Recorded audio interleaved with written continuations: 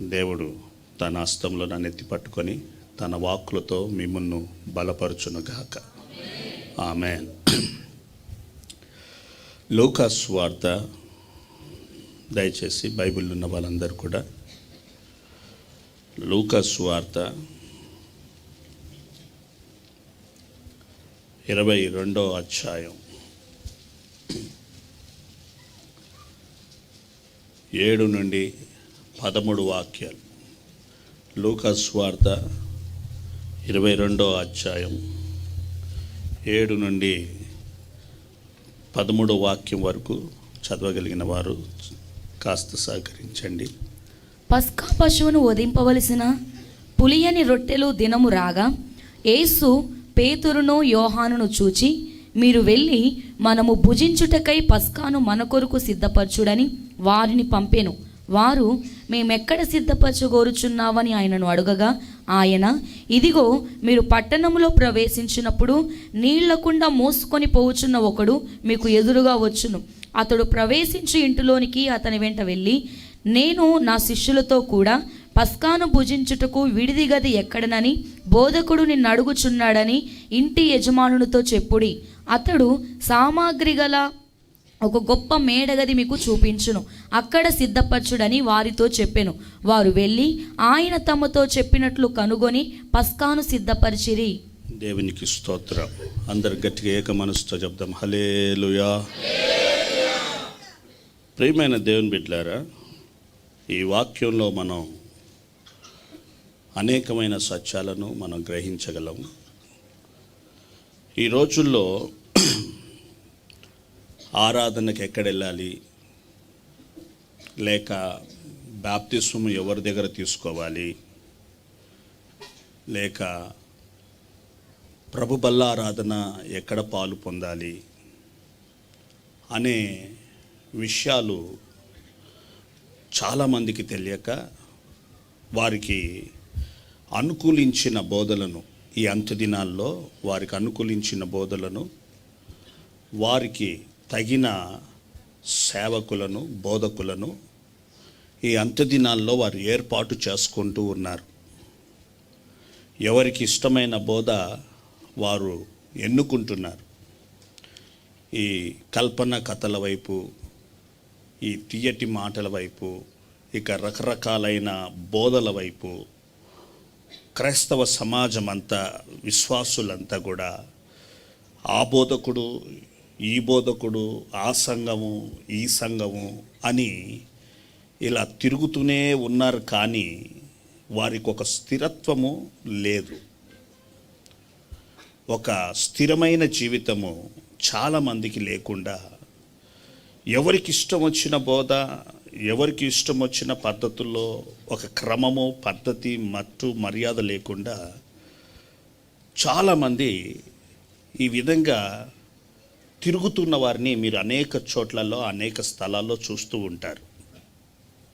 కానీ ఈ వాక్యంలో మనం గమనించినట్లయితే యేసు ప్రభు ఒక ఉపదేశ క్రమాన్ని, ఒక లోతైన మర్మాన్ని ఈ భాగంలో శిష్యులకు బయలుపరుస్తూ ఉన్నాడు. ఆ రోజుల్లో పస్కా పండుగ వచ్చినప్పుడు, పస్కా పండుగకి ముందుగా పులియని రొట్టెల పండుగ ఆ దినాల్లో ఆచరిస్తున్నారు. పులియని రొట్టెల పండుగ వచ్చినప్పుడు, ఆ పులియని రొట్టెల పండుగ దినమున యేసు ప్రభుని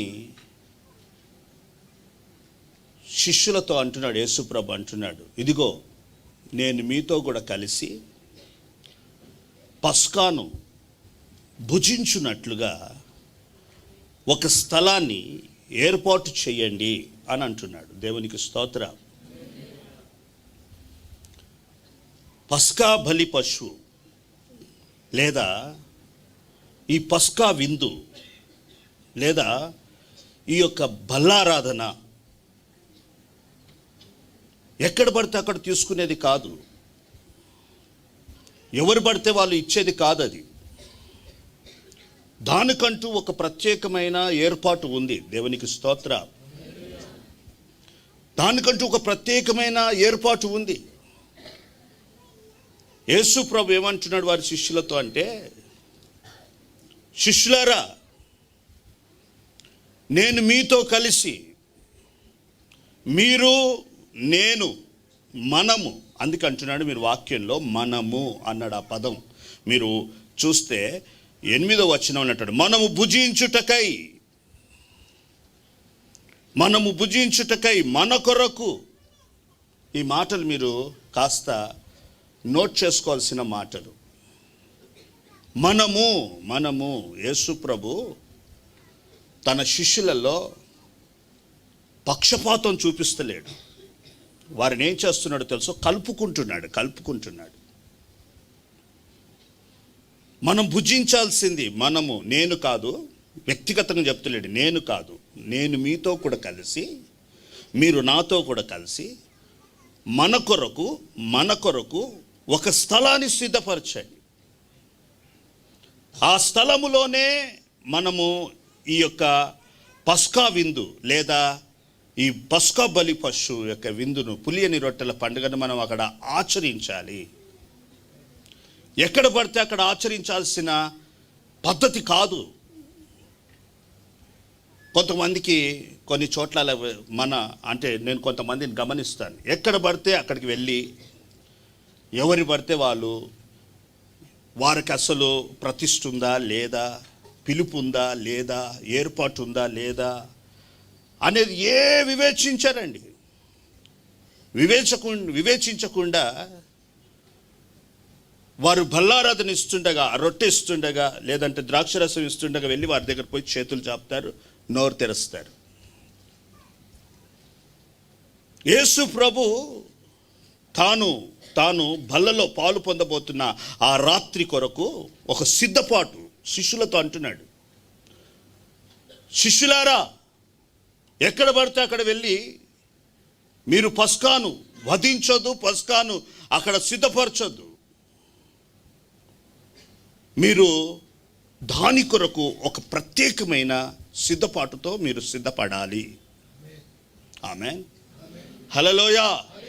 మనం కలిసి మనందరం ఏక మనసుతో ఉన్నాం. మనలో వేరు అన్నది ఏది లేదు. మనము అన్నప్పుడు బహువచనము, మనం కలిసిపోయే వచనం, అది కలిసిపోయే పదం. అది ఈ ఉపవాస కూడికలో ఉన్న మీలో ఇలాంటి ఐక్యత కనిపించాలి.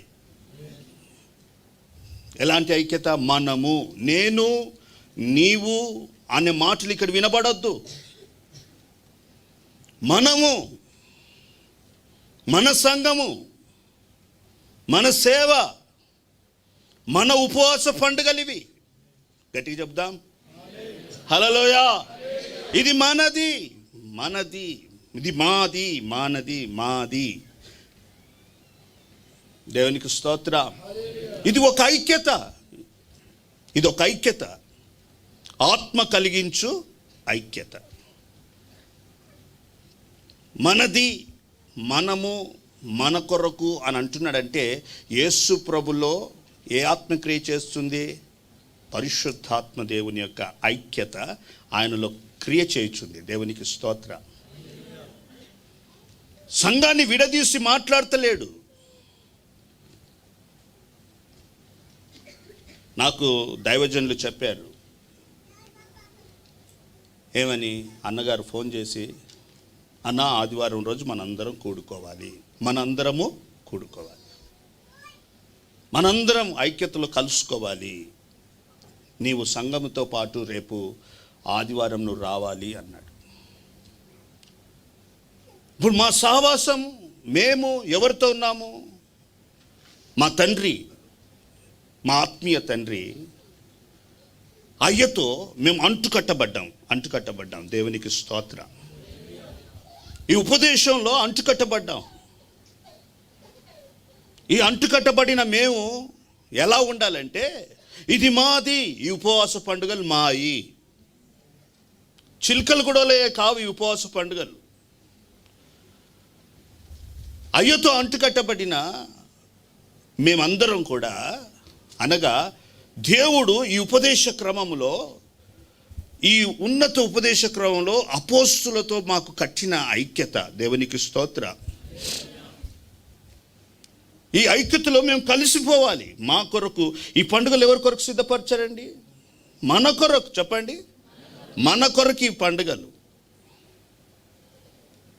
అయ్యగారి సంఘం కొరకే కాదు, బ్రాంచ్ మందిరాల కొరకు, అయ్యగారితో సహవాసం ఇస్తూ, అయ్యగారితో ఐక్యతలో ఉంటూ, అయ్యగారి ప్రార్థనలో ఆశీర్వాదాలు పొందుతున్న ప్రతి వారి కొరకు ఈ ఉపవాస పండుగలను దేవుడు నియమించాడు. మనందరం కలుసుకోవాలి, మనందరం ఒక యూనిటీ, ఒక ఐక్యతలోనికి రావాలి. ఈ ఐక్యత ఎలా వస్తుందంటే ఆత్మ, పరిశుద్ధాత్మ దేవుడు కలిగించే ఐక్యత. మనం ఎందుకు పోవాలరా? మనకేం పట్టింది? అయ్యగారు పెట్టుకున్నాడు. మన సంఘం వేరు, మన బోర్డు వేరు. ఏ బోర్డు? మన బోర్డు వేరు, మన పేరు వేరు. మనకేంటి అని అనుకున్నాం అనుకోండి, నీలో పరిశుద్ధాత్మ దేవుడు కాదు, నీలో దురాత్మ క్రియ చేస్తుందని అర్థం. కొంతమంది ఉపవాస పండుగల్లో అలాంటి తలంపులతో ఉంటారు. మమ్మల్ని అడిగి పెట్టారా, మాకు చెప్పి పెట్టారా? విశ్వాసుల్లో కూడా ఇలాంటి ఆత్మలు క్రియేట్ చేస్తాయి.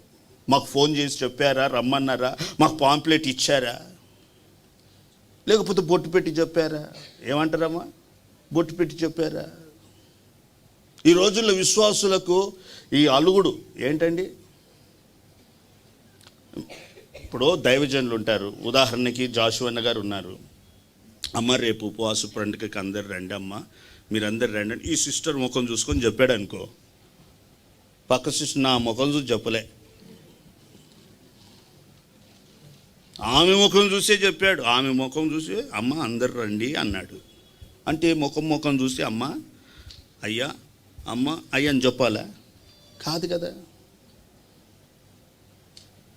అలాంటి భేదాలు, చిన్న చిన్న దాంట్లో భేదాలు కలగజేసి, చిన్న చిన్న దాంట్లో తప్పులను పట్టి, ఆ తప్పుని తప్పుగా ఎత్తి చూపించి సంఘానికి ఉపదేశానికి, సేవకులకు విరోధమైన ఒక గుంపు క్రియేట్ చేస్తున్న సమయం వస్తూ ఉంటుంది.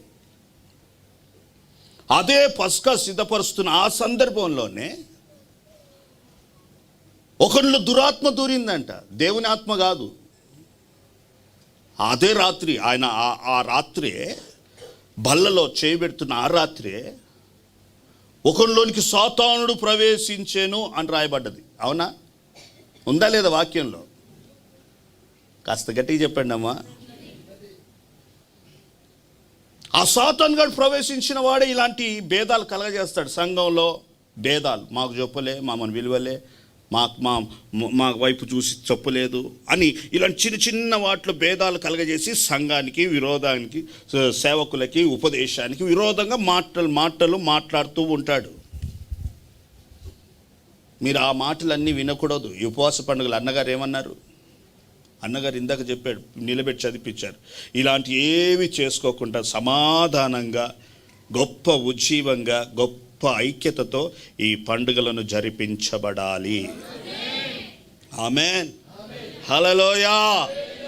ఈ పండుగలు జరిపించబడాలి. మనము మన కొరకు ఈ యొక్క పండుగలు, ఈ యూనిటీ అనేది మనలో రావాలి. ఇప్పుడు రేపు గ్రౌండ్లో ఎంతో పని ఉంది. మీరు పోతూ ఉంటారు, ఆ దారిలో పోతుంటారు. నేను వస్తుంటే చాలా పనులు జరుగుతున్నాయి గ్రౌండ్లో. కొంతమంది చూస్తుంటారు, మనకి ఎందుకులే వాళ్ళు చేస్తురుగా అని వెళ్ళిపోతారు. కొంతమంది అయితే నా సంఘం, నా వంతు పని నేను చేయాలి, నా మందిరం, మా మందిరం, నేను ఆడికెళ్ళి ఒక కట్టె మొయ్యాలి, ఆడికెళ్ళి ఒక రాయి తీయాలి, ఒక చీపురు కట్టబట్టుకొని ఊకాలి. ఎందుకు? అది మన మందిరం కనుక, మన సభలు కనుక, మన మందిరం. ఆ ఆత్మ, ఆ పరిశుద్ధాత్మ నీలో క్రియేట్ చేస్తే అలాంటి తగ్గింపు నీలోనికి దిగి వస్తుంది. నేనెందుకు చేయాలి? నేనెందుకు చీపురు పట్టుకోవాలి? నా ఇంట్లో నేను ఊకోను. నేను పండుకున్న కొంతమంది అంటారు, పండుకున్న బిస్తరే తీయను, నేను పరుపే సదరను, నేను పండుకున్న పరుపే తీయను, తిన్న కంచమే తీయను, ఈడికొచ్చి ఈ పనులు చేయాలా? నా ప్రియమైన దేవుని బిడ్డలారా, మీరు గమనించండి.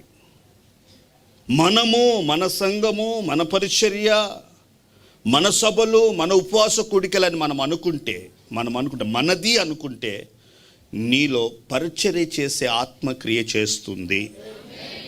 ప్రతి వారు ఈ ఉపవాస పండుగల్లో ఇది నాది కాదు అనకుండా ఇది మాది అనే స్వభావంతో మీరు అన్ని పనులలో, అన్ని పరిచర్యలో ఈ ఉపవాస పండుగలో నడుము వంచి పని చేయుదురుగాక.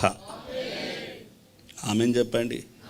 మేము చేస్తామండి, మేము చేస్తాం. ఈ ఉపవాస పండుగల్లో మా వంతు ఏదో కానుకలు ఇచ్చడం కాదు, ఉపవాస పండుగలకు రావడం కాదు. మా వంతు శరీరంలో మా ప్రయాసాన్ని మేము కనుపరుస్తాము. యేసు ప్రభుని గురించి రాయబడిన మాట, ఆయన శరీరమందు ఏం పొందాడంట? శ్రమ పొందాడు. ఉపవాసాలుండి నేను 6 దినాలు 12 దినాలు ఉన్నానని గొప్పలు మీరు చెప్పుకోకూడదు. బయటెళ్ళి ప్రార్థనలో గడిపాను అని చెప్పుకోవడం కాదు. మీరు ప్రభు కొరకు ఈ ఉపవాస పండుగల్లో ఇటు ప్రార్థనలోనూ, ఇటు ఆత్మీయంగాను, ఇటు శారీరకంగా ఎంత ఘనము ప్రభు కొరకు శ్రమ పడుతున్నారు. ఆ శ్రమ పడే మనసు ఆయుధముగా ప్రభు మీకు దయచేయునుగాక. రేపటి రోజున మీరు ఎలా ఉండాలి తెలుసా?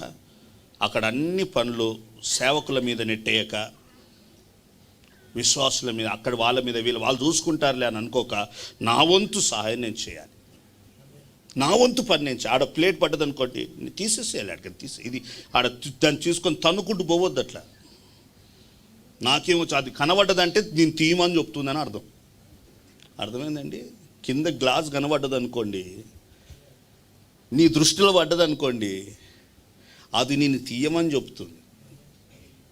గట్టిగా చెప్పండి, అవునా కాదా? ఒకవేళ నువ్వు తీయకుంటే పోయినవే అనుకో, ఆ గ్లాసు నీ మీద సాక్ష్యం చెప్తుంది. ఆమె చెప్పండి. రేపటి రోజున మీరు కనబడింది గ్రౌండ్ అంతా కూడా శుభ్రంగా ఉండాలి. చీపురు గట్టబడి ఆడ ఎత్తేసేసి ఓడబోతుంటే రారా అని చెప్పి యేసు ప్రభు సిలువ మోస్తుంటే కొన్ని పిలిచి వాని మీద సిలువేసిపోతారు. చూడు, కొంతమంది ఉంటారు. కొంతమంది మనం ఊకుతుంటే అరే ఇక్కడ రా బాబు, అమ్మా ఇక్కడ అని చెప్పి చీపురు గడ పట్టుకో, ఇప్పుడు వస్తాను పోతారు. ఇవన్నీ ప్రభు చూస్తున్నాడు. రేపటి రోజున మిమ్మల్ని అందరినీ దేవుడు గమనించబోతున్నాడు. అప్పుడే మీకు ప్రతిఫలం. అంతము వరకు సహించిన వారికి, అంతం వరకు నమ్మకంగా ఉన్న వారికే దేవుడు రేపు ఉపవాస పండుగలో ముగింపు సమయంలో ఒక మహిమతో మీ మీద దిగిరానై ఉన్నాడు. గట్టిగా చెబుదాం హల్లెలూయా. ఆ ఐక్యత మనలో ఉన్నది. మనది, మన యేసు ప్రభు ఎప్పుడు విడదీసి మాట్లాడలే, కలుపుకొని పోయాడు. యూదా ఇస్కరియోతు ఎంత దుర్మార్గుడండి. యేసు ప్రభుని 24 గంటలు పట్టించాలి, యేసు ప్రభులో తప్పు పట్టాలి, యేసు ప్రభులను లోపాలు తీసుకెళ్ళి అక్కడే చెప్పాలని ఎంతగానో ప్రయత్నించాడు. కానీ అతన్ని కూడా క్షమించగలిగిన ప్రేమ మన యేసయ్య ప్రేమ. 12 మందిలో వాడొకడు. ఆయన సహించగలిగిన ప్రేమ మన యేసయ్య ప్రేమ. రేపటి రోజున లేదా ఈ రోజున మీరు ఇక్కడ ఉపవాసం చేస్తుండగా కొంతమంది ద్వారా మీకు ఇబ్బందులు కలగవచ్చు. తోటిపోటి సహోదరుల వలన కొన్ని ఇబ్బందులు కావచ్చు. ఇందాక అన్నాడు రేషన్ షాప్ దగ్గర రేషన్ బియ్యానికి లైన్గా ఉంటారంట. ఒక్కడు కూడా పొరపాటున వాడికి బాత్రూమ్ వచ్చినా బయటికి వెళ్ళాడు. ఎందుకంటే ఎన్నుకున్నాడు ముందుకు వస్తాడు కాబట్టి వెళ్ళాడు. ఎందుకంటే వాడు నేను మళ్ళీ ఇదైపోతుంది కదా, నా లైన్ పోతుంది కదా నాది అనేసి వాడు కొంచెం భద్రంగా ఉంటాడు. రేపటి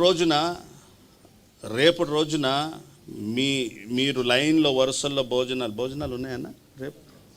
రేపు భోజనాలు కనుక ఉంటే మీరు ఎలా ఉండాలి? లైన్గా ఉండి శుభ్రంగా తీసుకోవాలి. కానీ ముందు పోయి మీరే ప్లేట్ పట్టుకొని అన్న ఏవని అనొద్దు. ఇప్పుడు మంచి కరెక్ట్గా నిలబడ్డోని ఉన్నాడు అనుకోండి, వాడిని తోసుకొని ఒకడు వస్తాడు, ఒకడు వచ్చి పక్కకు జరిపి ముందు వస్తాడు, నేను ముందున్నా నీకంటే. వాస్తవానికి అక్కడ ముందు ఉండడు, అబద్ధం. ఈ ఉపవాస పండుగల్లో మీరు అబద్ధమాడుట మానివేయాలి. గట్టిగా చెప్పండి, అబద్ధంలాడు పెదవులు యెహోవాకు. లైన్లో నిలబడ్డాడు అనుకో, వెనుకొని తోసుకొని వస్తాడు, వచ్చినప్పుడు వెనక అతను బాధ కలుగుతుంది, ఏంటి దుఃఖం కలుగుతుంది, నేను ఇంతసేపు నుండి ఉన్నాను కదయ్యా అంటే. అట్లాంటి హాని కలిగించే ఇస్కరియోతు లాంటి యూదాలు కూడా మన మధ్యలో ఉంటారు. మిమ్మల్ని దుఃఖ పెట్టేటోళ్ళు, మిమ్మల్ని గాయపెట్టేటోళ్ళు, మిమ్మల్ని నల్లగొట్టేటోళ్ళు, మిమ్మల్ని బలహీనపరచేటోళ్ళు, మిమ్మల్ని వెనుకకు లాగేటోళ్ళు కూడా మీ యొక్క దినచర్యలో లేదా మీ మధ్యలోనే తిరుగుతూ ఉంటారు. వారిని చూసి ఈ ఉపవాస పండుగల్లో మీరు బలహీనులు కాకూడదు, వారిని చూసి మీరు కృంగిపోకూడదు, వారిని చూసి మీరు వెనుకంజ వేయొద్దు. కొంతమందికి అలాంటి వారి ఆటంకాల ద్వారా ఏమవుతుందో తెలుసా, వారు అలాంటి వారి చేత బాధపడిన తర్వాత వారి బాధంతా తీసుకొచ్చి సంఘం మీద వేస్తారు. మేము సంఘాన్ని రాం. ఏమైందమ్మా, అయ్యగారు ఏమని అన్నాడా? అయ్యగారు ఏమనలే. పోనీ అన్నలేమని అన్నారా? అన్నలేమనలే. అక్కలేమని అన్నారా? ఎవరేమనలే. పలానా విశ్వాసి నన్ను బాధ పెట్టింది, పలానా అయినా నన్ను దుఃఖపెట్టి. అరే మీరు గొడవపడి, మీరు జగడాలు పడి సంఘం మీద అలగడం ఏంటి? సేవకుల మీద అలగడం ఏంటి? సంఘానికి రాను అని చెప్పడం ఏంటి? కనుక నా ప్రియమైన దేవుని బిడ్డలారా, మీలో కలుగుతున్న కక్షలు, పగలు, ఈర్ష్యలు ఈ ఉపవాస పండుగల దినమున, ఇందాక అన్నగారు చెప్పినట్టుగా ఈ ఉపవాస పండుగల దినమున అవన్నీ నిర్మూలపరచబడాలి. గట్టిగా చెప్పండి హల్లెలూయా. మీలో ఒక ప్రేమ, ఒక ఐక్యత, ఒక తగ్గింపు, ఒక వినయం, విధేయత ఈ ఉపవాస పండుగల్లో మీ మధ్యలోనికి దిగివచ్చునుగాక. మీరు ఆ ఆశీర్వాదాలను అనుభవించుదురుగాక.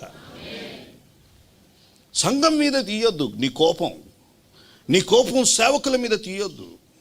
నీ కోపము ఇక్కడ ఉంటున్న బ్రదర్స్ సిస్టర్స్ మీద కాదు నువ్వు తీయాల్సిన కోపం.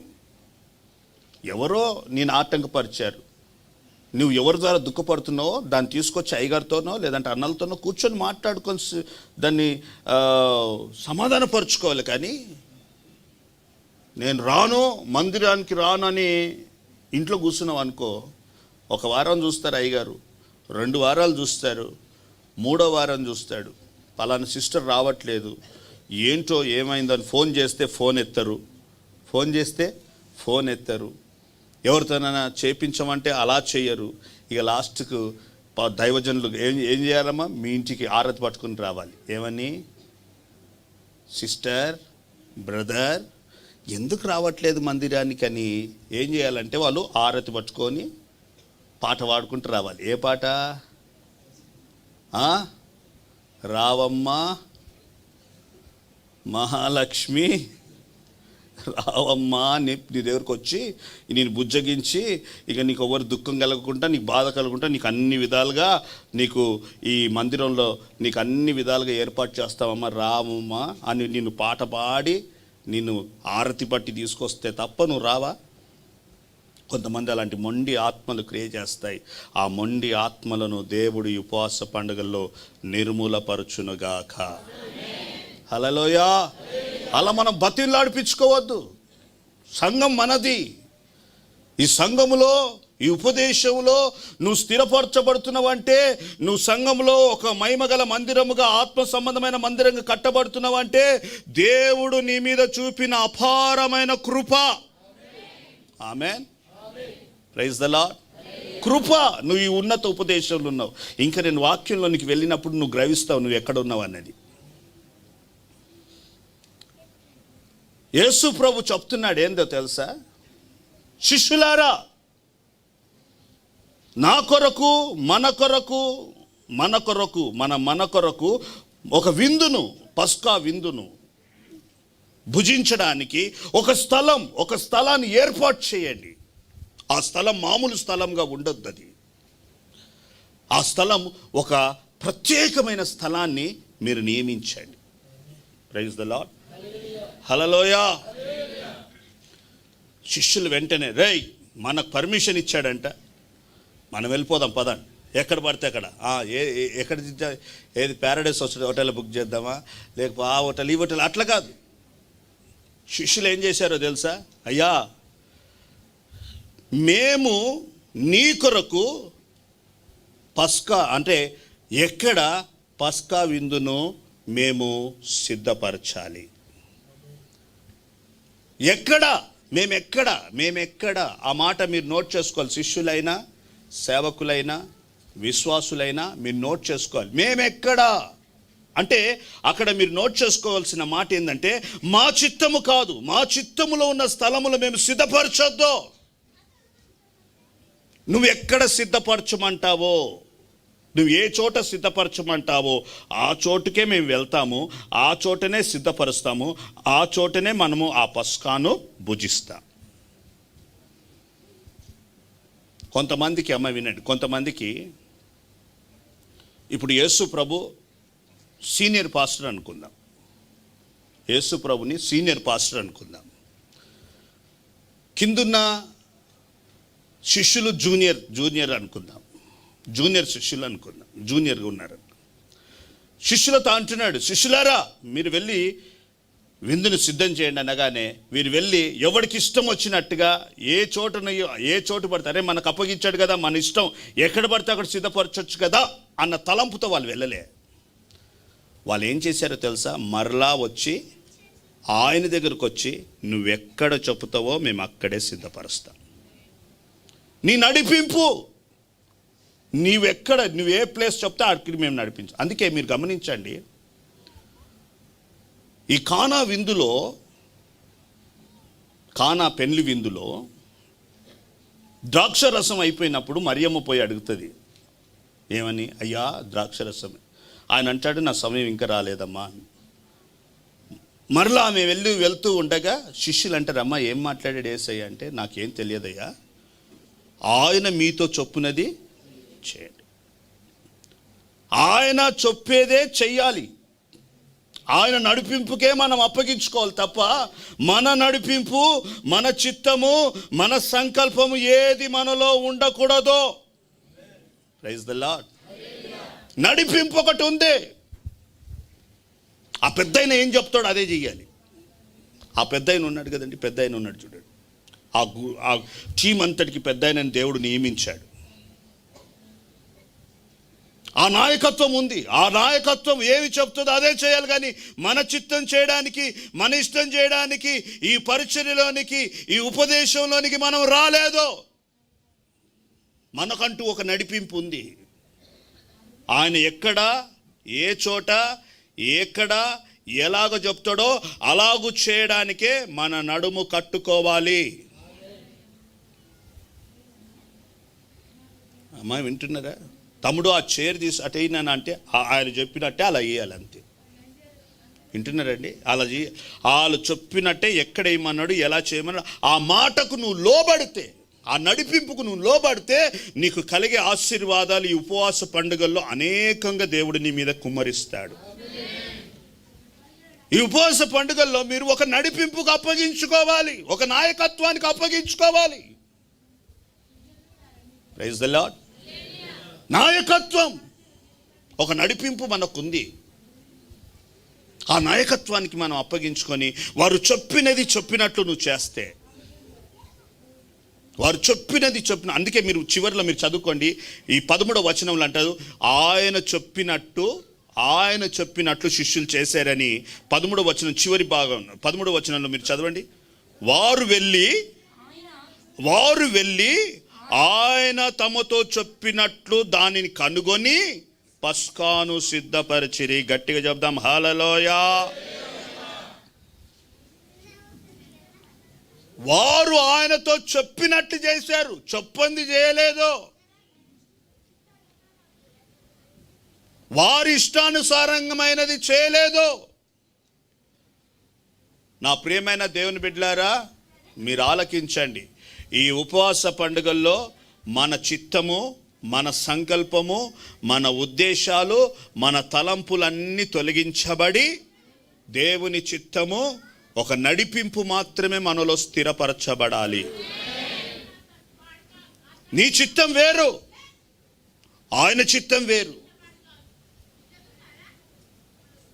నీ మార్గం వేరు, ఆయన మార్గం వేరు. నీ తలంపులు వేరు, ఆయన తలంపులు వేరు. అందుకే యేసుప్రభు అంటున్నాడు, తండ్రి నా చిత్తం కాదు, నాలో నీ చిత్తమే, నీ నడిపింపే, నీ చిత్తమే, నీ నడిపింపే నెరవేరబడునుగాక. ఈ ఉపవాస పండుగల్లో మీలో అలాంటి తీర్మానం రావాలి. అలాంటి తీర్మానం రావాలి. నేను దేవుని చిత్తానుసారంగా దైవ సేవకులు నడిపిస్తున్నట్టుగా ఒక నడిపింపు ఉంది ఇక్కడ. సేవకుల ద్వారా దేవుడు సంఘాన్ని నడిపిస్తున్నాడండి. మనకు తండ్రి ఉన్నాడు, నడిపింపు ఉంది, నాయకత్వం ఉంది. ఆ నాయకత్వానికి తగినట్టుగా మన జీవితాలను అప్పగించుకుంటే దాని ఆశీర్వాదమే, దాని అడుగుజాడలే వేరు. అలాంటి ఆశీర్వాదంతో నీవు నీ కుటుంబం నింపబడుదురుగాక. ఆమేన్. నడిపింపుకు అప్పగించుకొని, నాయకత్వానికి అప్పగించుకొని, దైవజనులు ఏది చెప్తే అది మాత్రమే నెరవేరుస్తాము. వారు గీసిన గీతను మేము దాటమన్నని విశ్వాసులు ఎవరో చేతులెత్తి గట్టిగా హల్లెలూయా చెప్పండి. అప్పగించుకుంటారా నడిపింపుకి? దైవ సేవకులు మనకి 12 రోజులు ఉపవాస పండుగలు అన్నారు. 12 రోజుల్లో మీకు ఎన్ని నియమాలు, ఎన్ని ఆజ్ఞలు, ఎన్ని ఉపదేశాలు ఇక్కడ బోధించారో వాటన్నిటి ప్రకారంగా మీ అడుగుజాడలను మీరు సిద్ధపరచుకుంటే, మీ జీవితాలను మీరు మార్చుకొని దానికి తగినట్టుగా మీరు నడుచుకుంటే దేవుడు మిమ్మల్ని ఒక ఉన్నత ఆశీర్వాదముల గుండా నడిపించబోతున్నాడు. హల్లెలూయా, హల్లెలూయా. శిష్యులారా, మీరు వెళ్ళండి.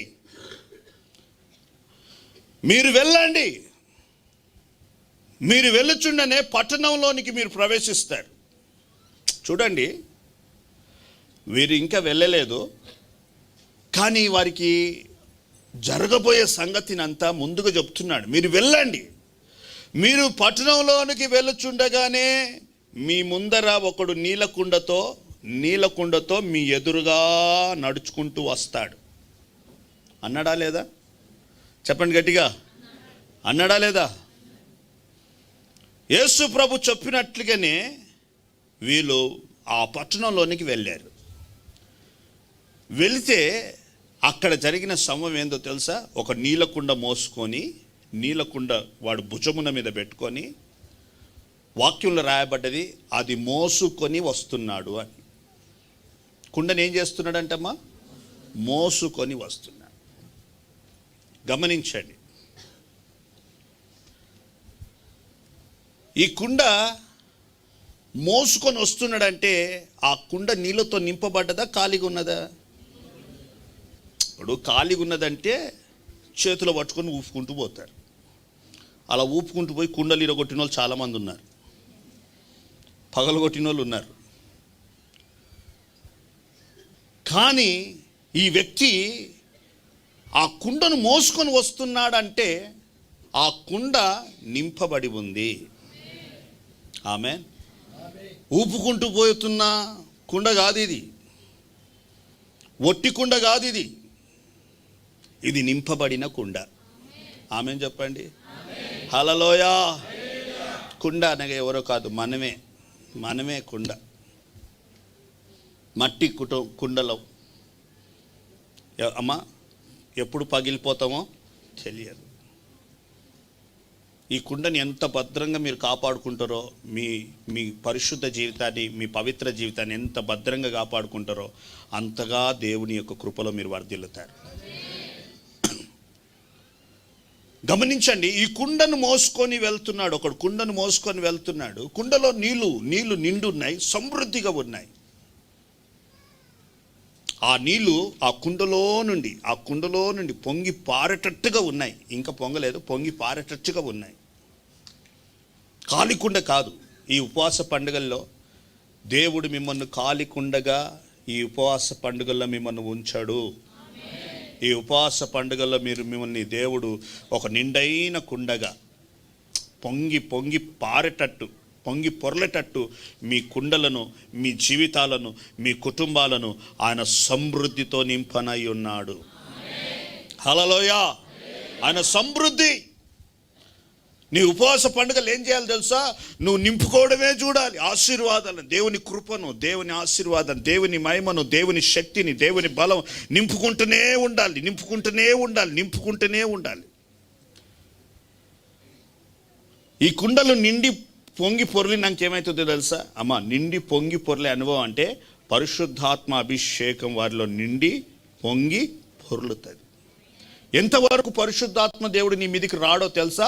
నువ్వు నింపుకునేంత వరకు నీలో రాడు. నువ్వు నింపుకుంటూనే ఉండాలి, నింపుకుంటూనే ఉండాలి. ఏమి నింపుకోవాలి? ఈ 12 రోజులు దైవజనులు ఎన్నెన్నో ఉపదేశాలు చెప్పారు, ఎన్నెన్నో క్రమాలు చెప్పారు, ఎన్నో లోతైన సత్యాలు చెప్పారు. అవన్నీ కూడా నువ్వు వదిలివేసి నీ కుండను, నీ జీవితాన్ని ఖాళీ కుండగా పెట్టుకోవద్దు. చెప్తున్న ప్రతి మాట చేత, చెప్తున్న ప్రతి బోధ చేత నీ జీవితం అనే కుండ నింపబడాలి. ఆమేన్. హల్లెలూయా. ఇప్పుడు ఈ కుండ నింపబడాలంటే ఈ కుండ ఒక బావి దగ్గరికి వెళ్ళాలి. అవునా? ఇప్పుడు బావి దగ్గరకో ఏటి దగ్గరకో వెళ్ళాలి. ఈ కుండ వెళ్ళాలనా లేదా? ఈ వ్యక్తి మోసుకొని వస్తున్నాడంటే, ఆ వ్యక్తి మోసుకొని వెళ్తున్నాడంటే ఈ వ్యక్తి ఏదో ఒక బావి దగ్గరికి వెళ్ళాడా లేదా? ఆ బావి దగ్గరికి నీళ్లు చేదుకోవాలి లేదా ముంచుకోవాలి. ఆ బావి ఏం చేస్తుందో తెలుసా? ఆ బావి వాక్యం చెప్తుంది, బావి ఉబుకుము. ఆ బావి ఏం చేస్తుందో తెలుసా? లోతైన ఊటలలో నుండి క్రొత్త క్రొత్త క్రొత్త క్రొత్త జలములను ఇస్తూ ఉంటుంది. స్వచ్ఛమైన జలములు. అంటే ఈ కల్తీ లేని బోధ, స్పష్టమైన ఒక వాక్యం, స్పష్టమైన కల్తీ లేనిది లేదా దుర్బోధ కాదు. అది దుర్బోధ కాదు. ఒక పవిత్రమైనది, పరిశుద్ధమైనది, నిష్కలంకమైన ఒక బోధ, హితబోధ. ఆ బోధ అనే సంఘం, బావి అనగా సంఘం. మనం ఎప్పుడు మన కుండలు నింపబడతాయో తెలుసా? మనము సంఘం దగ్గరికి వెళ్ళాలి, సహవాసంలోనికి వెళ్ళాలి. సంఘంకి ఈ 12 రోజులు ఈ బావి అనే సంఘములోనికి వచ్చి చెప్తుండగా దైవజనులు లోతైన సత్యాలు, ఉపదేశాలు, మర్మాలు చెప్పుచుండగా ఆ సత్యాలు, ఉపదేశాల చేత మన కుండలు నింపబడాలి, మన జీవితాలు నింపబడాలి. నింపబడాలి. నింపుకో. ఎంతగా నువ్వు నింపబడతావు అంతగా నింపబడే దేవుని యొక్క ఆశీర్వాదం ఈ ఉపవాస పండుగల్లో దేవుడు నీ మీద కుమ్మరిస్తున్నాడు. నింపుకోవాల్సినది నీ బాధ్యత. దేవుని వాక్యం చెప్తున్నప్పుడు అశ్రద్ధతో ఉండొద్దు, అవిధేయతతో ఉండొద్దు, ఆసక్తితో ఉండాలి, ఎదురు చూడాలి. దైవ సేవకుల ద్వారా నోటి ద్వారా ఏ మాటలు వస్తున్నాయి ఆ మాట నేను పట్టుకోవాలి. ఆ పాటను తీసుకొని నా యొక్క జీవితంలో నేను స్థిరపరుచుకోవాలి. ఆ మనస్సు మీకు వచ్చునుగాక. ఏదో చెప్తున్నారు, 12 రోజులు చెప్తున్నారు, పొద్దున రాత్రి పొద్దున రాత్రి పొద్దున రాత్రి చెప్తున్నారని అట్లా పెడచోన పెట్టొద్దు. చెప్తున్న ప్రతి వాక్యం అనే ఆ లోతైన మర్మాలు, బావిలో నుండి వస్తున్న మర్మాలు, ఉన్నత ఉపదేశంలో నుండి వస్తున్న మర్మాలు, సత్యాలను తీసి ఏం చేయాలో తెలుసా? వాటిని మనం నింపుకోవాలి. Praise the lord. నింపుకోవాలి. నువ్వు ఎంతగా నింపుకుంటావో అంతగా నువ్వు నిండైన కుండగా మార్చబడతావు. ఈ ఉపవాస పండుగల ముగింపులోపు మీరు సమృద్ధి అయిన దేవుని యొక్క వాక్యపు లోతులో చేదబడుతున్న ఆ నీళ్ళ చేత, ఆ అనుభవాల చేత మీరు నింపబడి ఇక్కడి నుండి మీరు బయలుదేరుతున్నప్పుడు మీకు అనేకులు ఎదురుగా వస్తారు. వారందరికీ నువ్వు దారి చూపే వ్యక్తిగా, సంఘానికి నడిపించే వ్యక్తిగా నువ్వు మార్చబడాలి. నింపబడిన నువ్వేం చేయాలి తెలుసా? అనేకులకు దారి చూపాలి. నేను వెళ్తున్న సంఘం ఏదో తెలుసా? నేను ఇలా నింపబడడానికి కారణం ఎవరో తెలుసా? ఆ చోటికి నువ్వు నీ వెనుకల ఒక గుంపును నువ్వు నడిపించాలి. ఉపవాస పండుగలు నీ కొరకే కాదు, నీ వెనుకల ఒక గుంపు ఉంది. అది నీ బంధువులు కావచ్చు, నీ రక్త సంబంధులు కావచ్చు, నీ యొక్క ఇరుగు పొరుగు వారు కావచ్చు.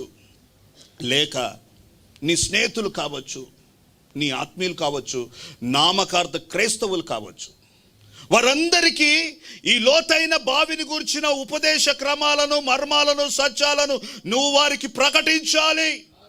ప్రకటించి వారిని ఈ యొక్క ఉపదేశం వైపు, ఈ యొక్క ఉన్నతమైన బోధలోనికి, సత్యములోనికి వారిని నువ్వు నడిపించాలి. నడిపించే వ్యక్తిగా నువ్వు మార్చబడాలి. నువ్వు కుండని మోసుకొని వెళ్తుంటుంటే ఈ నిండు కుండ ఎవరు? ఈ కుండను మోసుకొని వెళ్తున్న వ్యక్తి. ఒక మాట చెప్పాలన్నా, ఆ నిండు కుండ ఎవరో తెలుసా? సంపూర్ణ సిద్ధి నొందుతున్న పరిశుద్ధులు. నింపబడిన కుండ, పరిశుద్ధ జీవితం, సంపూర్ణ జీవితం. మనల్ని బయటికి వెళ్ళినప్పుడు, లోకులు మనం చూసినప్పుడు మనలో సంపూర్ణమైన పరిశుద్ధత చూడాలి, సంపూర్ణమైన విశ్వాసం చూడాలి, సంపూర్ణమైన ప్రేమ చూడాలి. మనం చూసిన ప్రతి వారు మనని చూసి మన సంఘానికి వెంబడించుకొని మన వెనక రావాలి. మన వెనుక వారు మనని వెంబడించాలి. యేసుప్రభు అంటున్నాడు, శిష్యులారా మీరు వెళ్ళండి, మీకు నీళ్ళ కుండ మోసుకొని పోచున్నవాడు ఒకడు కనబడతాడు, వాణ్ణి వెంట, అంటే వాణ్ణి మీరు వెంబడించండి. ఉందా ఆ మాట? ఉంది, వాని వెంట వెళ్ళండి. వాళ్ళు వాని వెంట వెళ్ళారంట. దేవునికి స్తోత్రం, హల్లెలూయా.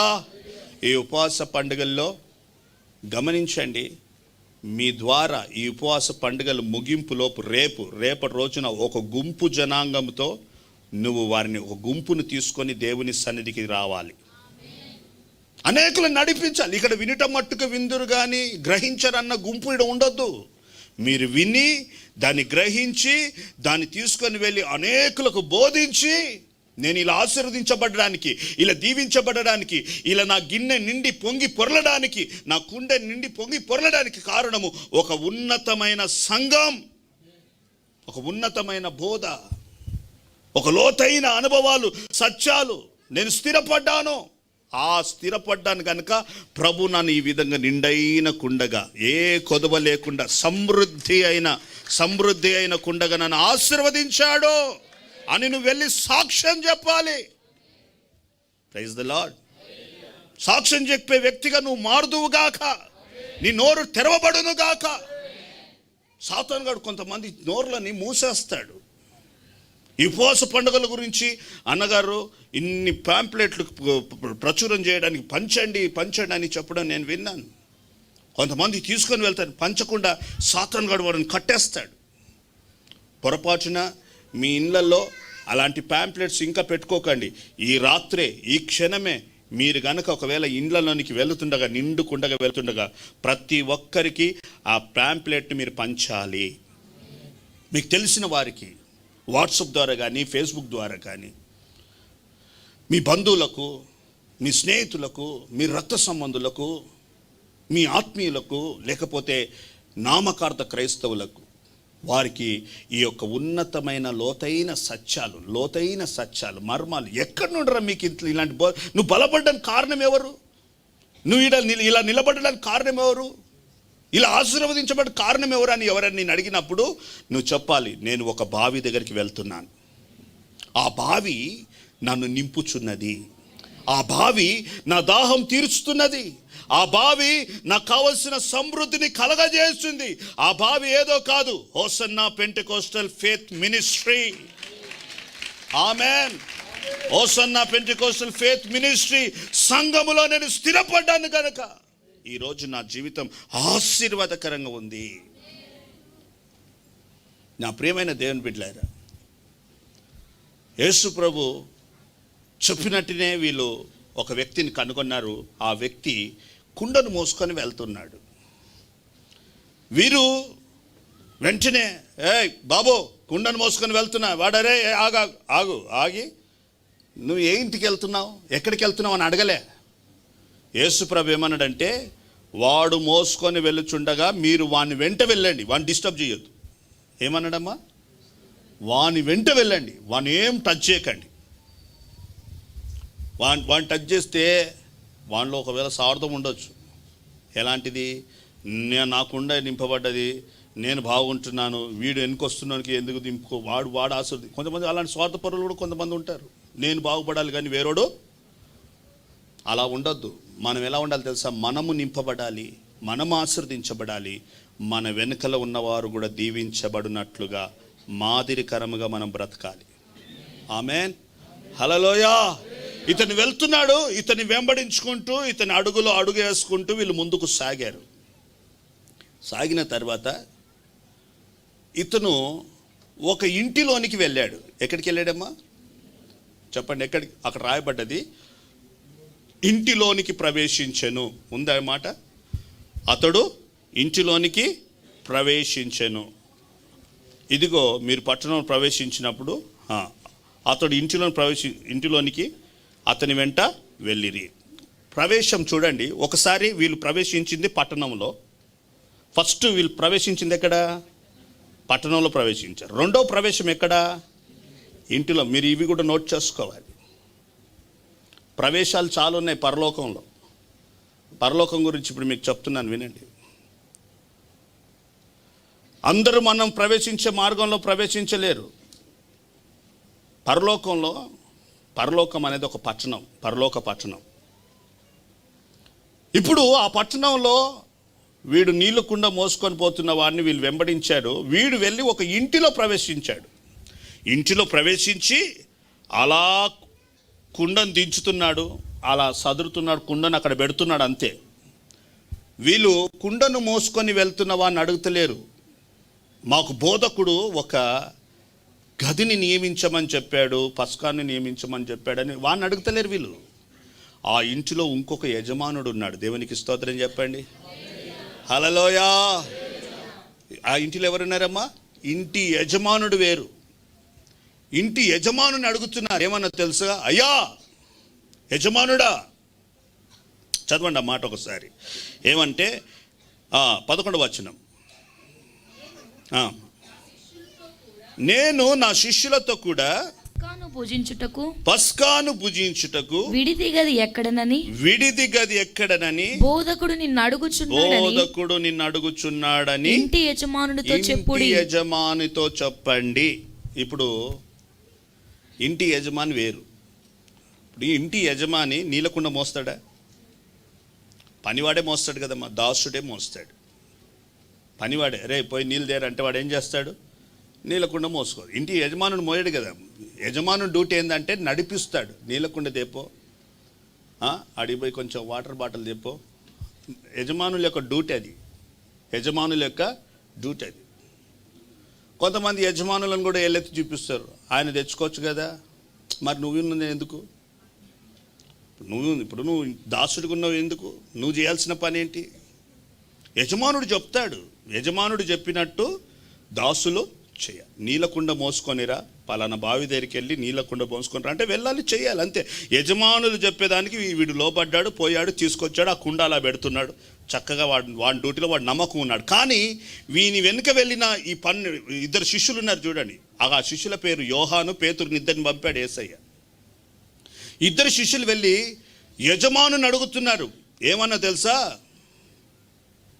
అయ్యా యజమానుడా, బోధకుడు మాకు ఒక గదిని నియమించమని చెప్పాడు. దేవునికి స్తోత్ర. పరలోకంలో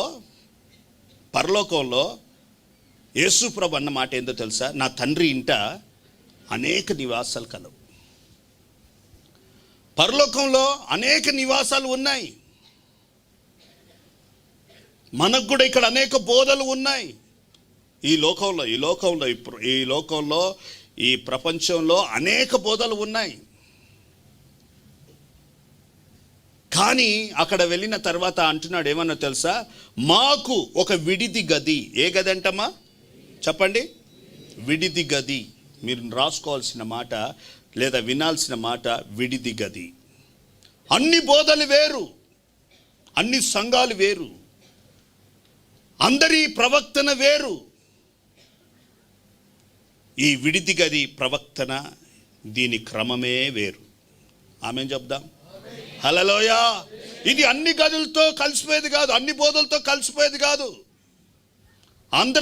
అందరితో కలిసిపోయేది కాదు. దీనికి ఒక ప్రత్యేక జీవితం, వేరుపాటు జీవితం దీనికి ఉన్నదే. ఈ గది, అన్ని గదులు అలా ఉన్నాయి. ఈ గది ఒక సపరేట్గా ఉన్నది. ఇది సపరేట్ గది. ఆమెన్ చెప్పండి. మనం ఈ ఉపవాస పండుగల్లో ఒక ప్రత్యేక జీవితము చేయుదుముగాక. నామకార్థులతో కలిసిపోకండి.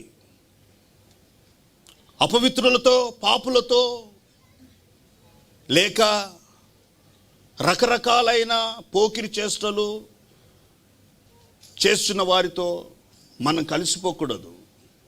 మన జీవితము ఈ ఉపవాస పండుగల్లో ఒక ప్రత్యేక దిశలో నడిపించబడాలి. ఆమేన్. గట్టిగా చెప్దాం హల్లెలూయా. ఒక ప్రత్యేక దిశలో ఉండాలి. ఒక ప్రత్యేక జీవితం, ఒక ప్రతిష్ట నీలో రావాలి. ఏడబడితే ఆడపోయి బల్లారాధన తీసుకోవడం, ఏడబడితే ఆడపోయి బ్యాప్టిస్టం తీసుకోవడం, ఏడబడితే ఆడపోయి అమ్మ రొట్టెకు చేయి చాపడం, నోరు అని నోరు తెరిచి ద్రాక్షరసం పోయమని అనడం, అది కాదు. నీలో ఒక ప్రతిష్ట రావాలి. నాకంటూ ఒక విడిది గది ఉంది, దేవునికి స్తోత్రం. నా తండ్రి ఇంటి అనేక నివాసులు, అది వారి కొరకు, కానీ నాకంటూ ఒక ప్రత్యేక గది. ఈ ఇంటి యజమానుడు ఎవరో కాదు, తండ్రి అయిన దేవుడు, దేవునికి స్తోత్రం. కుమారుడైన యేసును గురించిన ఒక విడిది గది వెళ్ళి అడగండి. పరలోకంలో యేసయ్యకు ఒక ప్రత్యేకమైన గదిని తండ్రి నియమించుచున్నాడు. ఆమేన్ చెప్పండి. హల్లెలూయా. ఆ ప్రత్యేకమైన గదిలో కేవలం ఏమని ఉంది అక్కడ వాక్యం రాయబడ్డది, సామాగ్రి కలిగిన గది. ఏ గది అంటామది? సామాగ్రి కలిగిన గది. వాక్యంలో మీరు చదివితే విడిది గది, మేడ గది, గొప్ప గది. దానికి ఎన్ని పేర్లమ్మా? గొప్ప మేడ గది, గొప్ప మేడ గది, సామాగ్రి కలిగిన గది. మీకు ఒక విషయం చెప్తాను వినండి. మీరు అనగా మనం యేసుతో కూడా ప్రత్యేక జీవితం చేయాలని మీరు ఇష్టపడితే దేవుడు మిమ్మల్ని ప్రత్యేకమైన గుంపులో చేరుస్తాడు. ప్రత్యేకమైన గుంపుతో చేరుస్తాడు. పరిశుద్ధుల గుంపు వేరండి, ప్రత్యేకించబడిన గుంపు వేరు. మేకలు వేరు, గొర్రెలు వేరు, దుష్టులు వేరు, నీతిమంతులు వేరు. నువ్వు ఏ గుంపులో ఉంటున్నావు? నీ సహవాసం ఎక్కడ? యేసు ప్రభు అంటున్నాడు, అన్ని గదుల వల్లే నా గది ఉండదు. ఆ ఇంటి యజమానుని అడగండి, అతడు నా గది మీకు చూపించును. వాక్యంలో రాయబడ్డ అతడు నా గదిని చూపిస్తాడు. ఆ గది ఎలా ఉంటుందో మనం ఈ ప్రపంచంలో ఉన్న ప్రతి నామకార్థ క్రైస్తవులకి ఈ యొక్క ఉన్నతమైన ఉపదేశ క్రమాలను మనం చూపించాలి. ఆ ఉపదేశంలోనికి వారిని నడిపించాలి.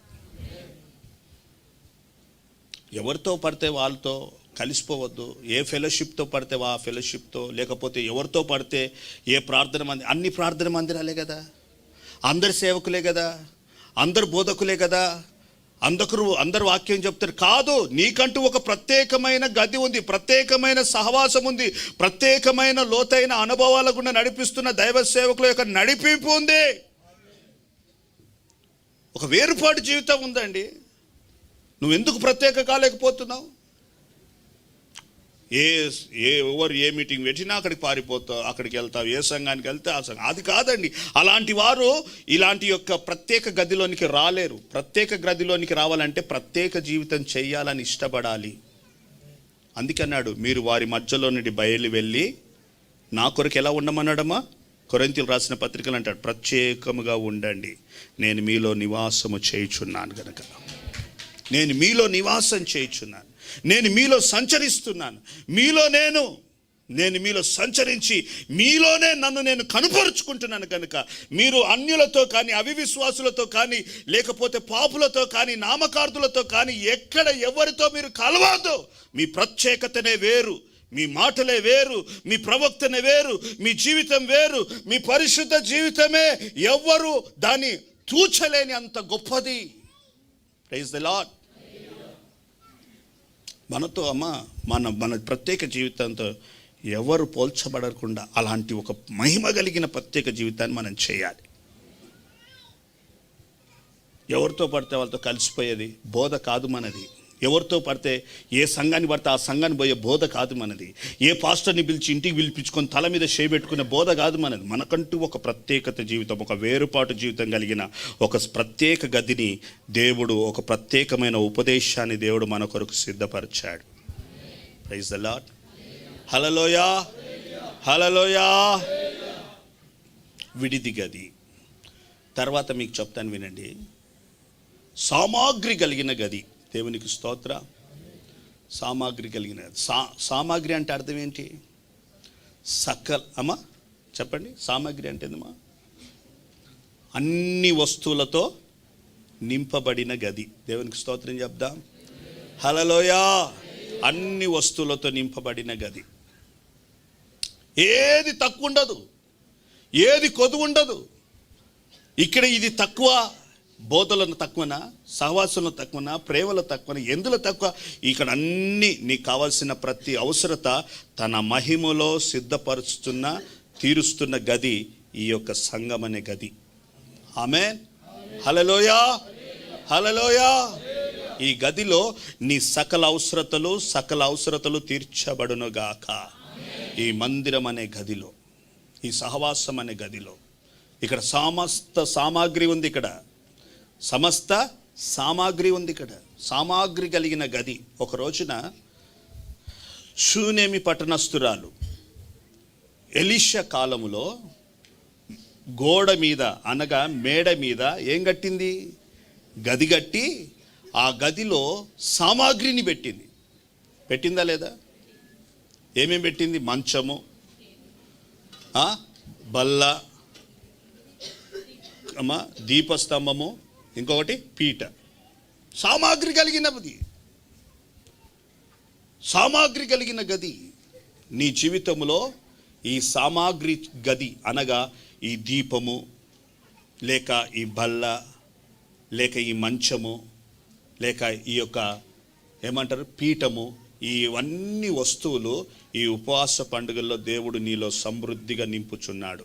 ఈ అనుభవాలు ఇవన్నీ ఇప్పుడు మంచం గురించి, ఈ పీఠను గురించి, దీపం గురించి ఇవన్నీ వివరించాలని మనకు సమయం లేదు కనుక ఇవన్నీ కూడా నీలో నింపుకోవాలి. నీ గదిలో ఏముండాలి?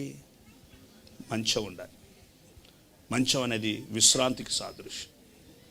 దేవునికి స్తోత్రం. విశ్రాంతికి సాదృశ్యం. ఆ విశ్రాంతి నువ్వు కలిగి ఉండాలి. ఆ సమాధానం నువ్వు కలిగి ఉండాలి. దేవుని వాక్యం మన పాదములకు ఏంటి? దీపం. దీపం అనేది వాక్యం. నీకు చీకటి నుండి నేను ఎప్పుడు అది వేరు చేస్తుంది. ఆ దీపం ఏం చేస్తుంది? చీకటిని నీ దరిదాపులోనికి రానివ్వదు. చీకటి శక్తులు నీ దరిదాపులోనికి రానివ్వదు. ఇక మూడవదిగా ఏముంది? మంచము, బల్ల, సహవాసం. రొట్టె విరుచుటకు సహవాసం. మనం సహవాసంలో ఉండాలి. గట్టిగా చెప్పండి. హల్లెలూయా. సహవాసంలో అంటుకట్టబడాలి. ఆ బల్ల చుట్టూ నీ పిల్లలు ఏమై ఉంటారు? ఒలీవ. ఈ బల్లలోనే మనం, ఈ బల్ల చుట్టుగానే ఉండాలి. ఈ మందిరం చుట్టుగానే ఉండాలి. ఈ సహవాసంలోనే మనం కంచె వేసి కాపాడబడాలి తప్ప వేరొక బల్ల వైపే మనం వెళ్ళకూడదు. Praise the lord. హల్లెలూయా. ఇక కుర్చీ, ఇది ఒక ఘనతని, లేక ఒక సింహాసనాన్ని, లేదా మరొక భాషలో చెప్పాలంటే ప్రార్థన అనుభవాన్ని. గట్టిగా చెప్పండి. హల్లెలూయా. ఇది నీకు కలగజేస్తున్నది. ఇన్ని సామాగ్రిలు ఉన్నాయి కానీ ఆ గదిలో ఒకటి లేదు. అందుకే ఆ గదిని యేసు ప్రభు సమస్త సామాగ్రితో నింపాడు. కానీ ఆ సమస్త సామాగ్రి కలిగిన గదిలో ఒకటి లేదు. ఆ ఒక్కదాని కొరకే, ఆ మేడ గదిలో ఆ ఒక్కదాని కొరకే వారందరూ కూడా కనిపెడుతున్నారు. ఏమని తెలుసా? మేడ గదిలో ఎంత? సహోదరులు మాత్రమే 120 మంది. మేడ గదిలో అపోస్తుల కార్యం, మేడ గదిలో 1వ అధ్యాయంలో మీరు చదివితే అపోస్తుల కార్యం మేడ గదిలో 13వ వాక్యం. ఈ మేడ గది సామాగ్రి కలిగిన ఈ గదిలో ఒకటి కొదువై ఉంది. ఆయన ఆ సామాగ్రి కలిగిన ఆ గదిలో పస్కాను భుజించినప్పటికీ విందును భుజించినప్పటికీ ఒక్కటి ఆ గదిలో కనిపించట్లేదు. దాని కొరకే వాళ్ళు ఏం చేస్తున్నారంటే అదే మేడ గదిలో వారు కనిపెట్టుచూ ఉన్నారు. ఎన్ని రోజులు కనిపెట్టారు చెప్పండి? 49 రోజులు. 49 అంతే కదమ్మా. 50వ రోజున పెంతెకోస్తు దినమున ఏం దిగొచ్చింది ఆ గదిలోనికి? అది కొదువై ఉందండి. ఈ ఉపవాస పండుగల్లో మీలో అన్నీ ఉండొచ్చు. వాక్యం చదివే తలంతు ఉండొచ్చు, పాటలు పాడే తలంతు ఉండొచ్చు, ప్రార్థన చేసే తలంతు ఉండొచ్చు, అన్నీ ఉండొచ్చు. కానీ మీలో ప్రాముఖ్యమైనది, ప్రధానమైనది కొదువై ఉండొచ్చు. అది పరిశుద్ధాత్మ మీకు కొదువై ఉండొచ్చు. ఈ రోజున ఈ మేడ గదిలో, సామాగ్రి కలిగిన ఈ గదిలో, విడిది గదిలోనికి వచ్చిన మీరందరూ కూడా ఈ మేడ గదిలో ఇప్పుడు ఏం చేయాలి? కనిపెట్టాలి. దేవునికి స్తోత్రం. ఏమని కనిపెట్టాలి? మాకు అన్నీ ఉన్నాయి ప్రభువా, మాకు అన్నీ ఉన్నాయి. ఒక్కటి లేదు. అదేది? పరిశుద్ధాత్మ అనే వరము లేదు. ఈ ఆత్మను గారడి సీమోనులాగా డబ్బులిచ్చి ద్రవ్యమిచ్చి కొనేది కాదు ఇది. ఆయన అడుగువానికి కొరత లేనంత, నిశ్చయముగా కొరత లేనంత ఆత్మను మీ మీద కుమ్మరిస్తాడు. ఇప్పుడు ఈ ఉపవాస పండుగల్లో ఈ కనిపెట్టు కూడిక మీరు ఈ గదిలో ఉండి ఏం చేయాలి తెలుసా? మమ్మల్ని పరిశుద్ధాత్మతో నింపండి, మమ్మల్ని శక్తితో నింపండి, మమ్మల్ని బలముతో నింపండి, మమ్మల్ని అన్య భాషలతో నింపండి. ప్రైజ్ ద లార్డ్ అని మీరు ఈ క్షణంలో ఏం చేయాలి తెలుసా? పోరాడాలి, ప్రార్థించాలి. మాకు కొదువైంది.